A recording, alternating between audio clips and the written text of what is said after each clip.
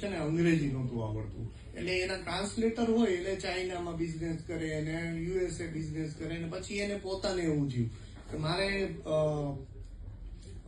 અંગ્રેજી શીખવું છે, તો એ સ્પોકન ઇંગ્લિશના ક્લાસમાં ગયા અને ત્યાં એના જે ટીચર હતા એને કીધું કે ભાઈ મને છે ને મારે અંગ્રેજી શીખવું છે અને મને તમે ફી કહો.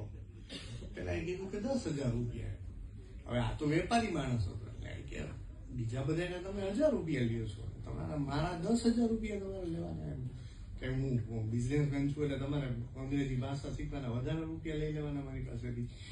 તો કે ના, એવું નથી, કે એકચ્યુઅલી છે ને વિદ્યાર્થીઓ માટે એ ભાષા શીખવાના છે ને 1,000 રૂપિયા લે છે, તમારી પાસેથી વધારે રૂપિયા એટલા માટે અમારે લેવા છે કે તમે કાંઈ પણ બોલશો ને તો એમાં હે એવું બોલશો, એટલે અમે 10,000 રૂપિયા તમારી પાસેથી લેશું.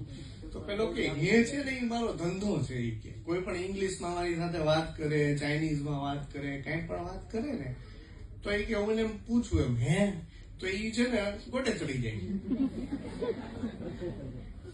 અને પછી છે ને મને આખી વાત કરી દે.